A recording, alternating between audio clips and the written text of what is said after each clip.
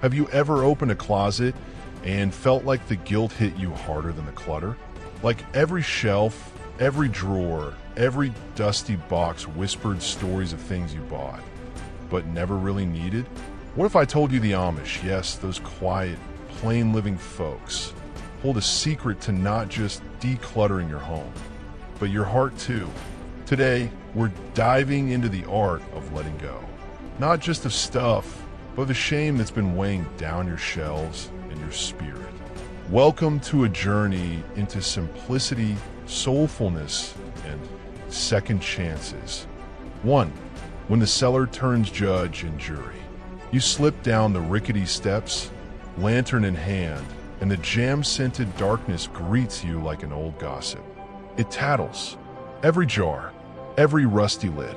They blurt the secrets of plans never finished and guests who never turned up. You feel small, real small. The Amish neighbor across the creek. He stacks 3 jars only, clear labels, crisp dates. He once murmured, real easy. Too many pickles means too little peace. Sentence short, knife sharp. You inhale. Admit the wrong-sized hunger that made you hoard peach relish in bulk. Guilt drips, slow but steady like cellar damp. Then a flicker, story of grandma praising thrift. Tugs you back, yet you see the truth, thrift twisted into clutter. So you pop lids, pour sticky shame into compost, whisper a shaky blessing as sweet as the syrup running down the drain. Lightness, odd, fragile, but lightness nonetheless. 2. Peg rails preach louder than preachers. Inside Jacob's mudroom, you catch the sermon without words. A bare white wall, one wooden rail, pegs marching in silence. One peg, one coat, no scarf armies, no memorial to overbuy. You freeze.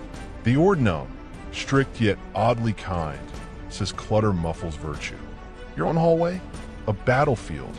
Gloves from sales, jackets to impress city cousins, hats of long-expired fashion. They slump like sulking teenagers. You sigh, then remember Jacob's peg, steady, unbending. So you grab the neon scarf Aunt Sarah forced upon you, and your pulse hops. Would she fuss? Maybe. Still, off it goes into a donation box. Short, abrupt act.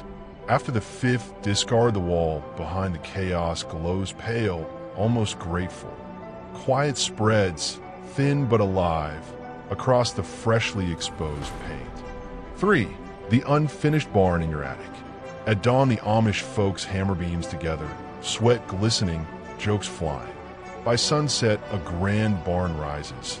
Yet nobody hauls extra lumber home, just in case. Contrast. Your attic, oh boy, a forever barn raising where the rafters bend beneath microwaves that died last decade. Trophies nobody remembers. Each box a vow postponed. My scurry, guilt multiplies faster. You picture flipping the script, a reverse barn raising party. Friends invited. Pizza bribery. They lug boxes downstairs, muscles burning, laughter echoing. You tell stories as you sort. Some items shared, some trashed, many released. By twilight, the attic stands echo empty, smelling of old pine boards instead of stale regret. It's holy somehow, space for thoughts to roost. 4. Quilts meant to warm, not suffocate. Sarah stitches under kerosene glow, fingertips pricked yet smiling. One quilt, months of care. It passes from cradle to widow's knees, threadbare yet strong. Meanwhile, you chased farmhouse chic, panic-bought 6 quilts online, photographed them, stashed them in plastic tubs. They smothered each other, cotton drowned in silence. You unzip, let them breathe. Feathered dust poofs. You feel foolish. Pick the one with genuine memories, campfire smell, coffee stain. Keep it. The other 5, they roll out the door to shelters, to newlyweds starting cheap. Quick, liberating.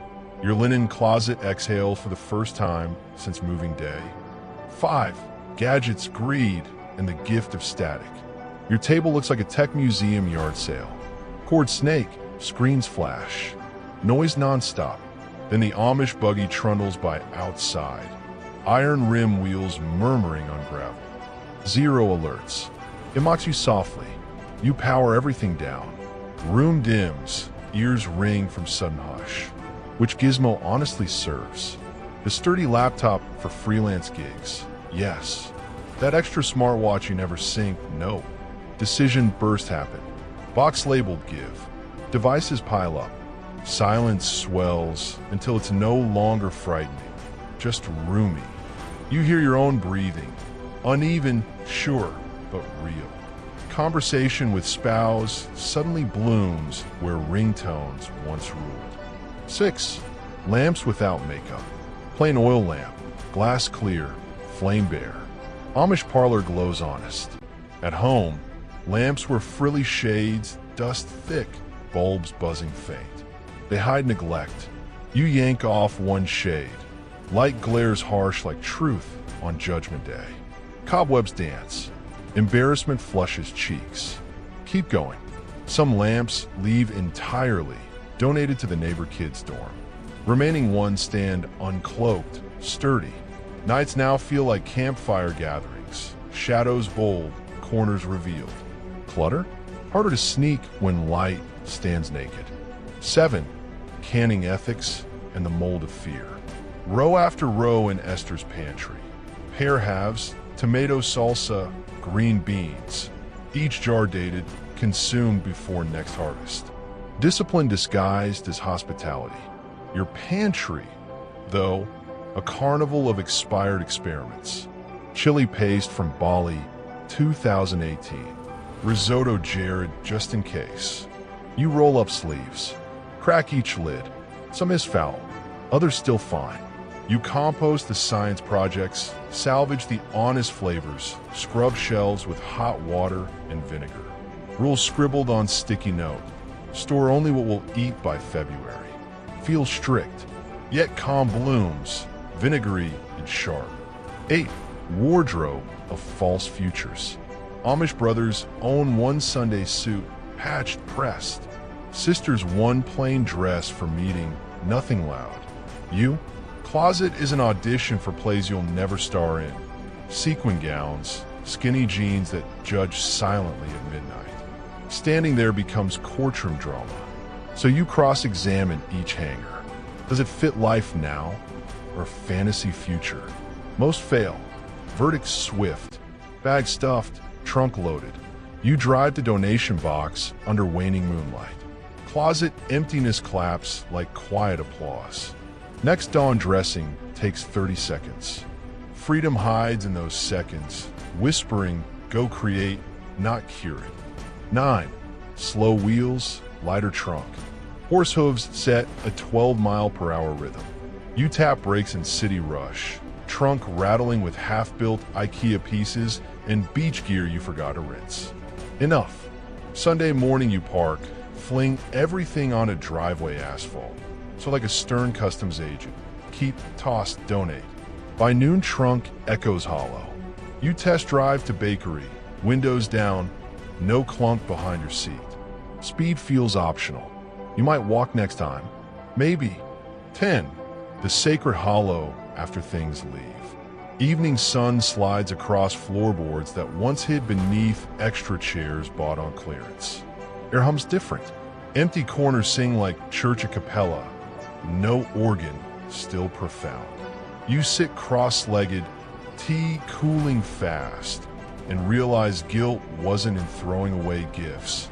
It was in chaining yourself to them out of fear. Now fear-packed suitcase leaves quietly through back door. Space stays. Birds outside settle. You promise, voice barely louder than breath, to guard this hollow, this echo, like Amish hymn keeps its beat.